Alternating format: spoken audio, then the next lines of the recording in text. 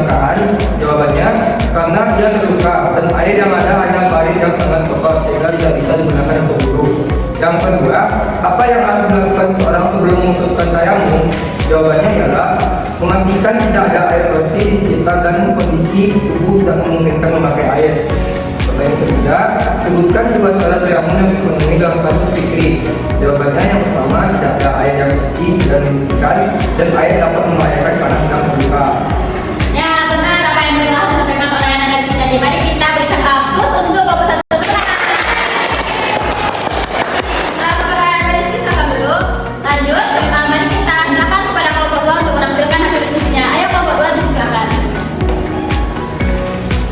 Kelompok dua akan menampilkan hasil diskusi kami.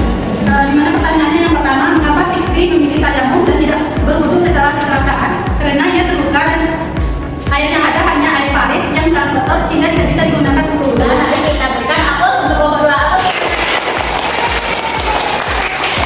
Kelompok dua silakan dulu. Masih tetap semangat Anda semua? Tidak, Bu. Kenapa nggak semangat sih ya? Lapar, Bu.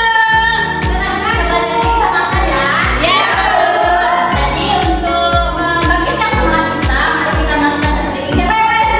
Siapa yang mau tes diri? Jadi Ananda, untuk kita lebih semangat lagi untuk belajar, kita akan melakukan tes diri ya. Jadi ibu meminta kepada perwakilan Ananda, yaitu Yani untuk membantu ibu melakukan tes diri. Ayo Yani.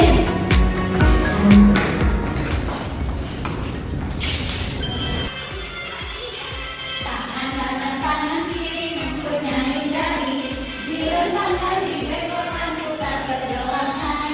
Tunjuk tekan ayo bertangan, tepuk tangan semua, kaki kedua, atas tangan kita di bintang keduanya, dan kita dibuka dengan baju pakai teman, berdiri dengan tegak, balik kanan serentak, balik kanan serentak, Sudah semangat Anda melakukan training tadi? Sudah. Anda, tadi kan kita belajar mengenai tayamum, ya kan? Ya. Dari narasi yang telah Ibu berikan tadi, si Fikri ini dia mau berangkat bekerja, lalu dia kecelakaan. Sudah itu dia mau sholat nih, nggak ada air, tapi dia lagi luka. Lalu dia ingin sholat, bagaimana cara berwudhunya? Lalu dia melakukan dia melakukan tayamum dengan menggunakan jadi seperti ini dia mau sholat melakukan tayamum atau mengganti wudhunya dengan tayamum menggunakan wudhu. Jadi anak-anak ibu ada kalian yang bertanya kepada ibu, apakah tayamum itu bisa dilakukan? Tayamum itu boleh dilakukan dengan beberapa seperti anak-anak mau sholat nih, tidak ada air di daerah tayamum itu, kita usahakan dulu untuk mencari airnya di sungai. Jika tidak ada lagi, jika memang sudah kering, tidak ada lagi, kita boleh melakukan tayamum. Jadi untuk kalian dapat memahami materi yang telah disampaikan tersebut, ibu akan memberikan pertanyaan kepada anda semua, di mana pertanyaan tersebut akan dijadikan sebuah kuis. Siap Anda? Siap, Bu. Simak baik-baik ya, ibu. Siap, Bu. Jadi, jika tidak ada air dan sulit mendapatkan air, mana yang boleh dilakukan untuk tayamum? Silakan. Jika tidak ada air, Bu. Ya, benar. Lalu soal kedua yaitu mengapa Allah memperbolehkan tayamum karena tidak ada air? Silakan. Karena Allah mudahkan semuanya untuk beribadah. Lalu pertanyaan ketiga yaitu debu yang terkena najis bolehkah dijadikan untuk alat tayamum? Tidak. Tidak boleh, Bu. Ya benar. Kenapa tidak boleh dia?